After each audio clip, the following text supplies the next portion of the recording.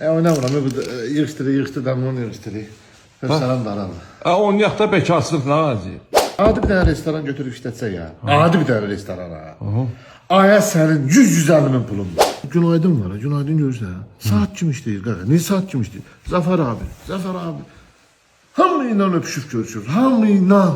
Hamıyla öpüşüp görüşürüz. Niye? Çünkü işin başındadır. İşini sevilir, işini sevilir.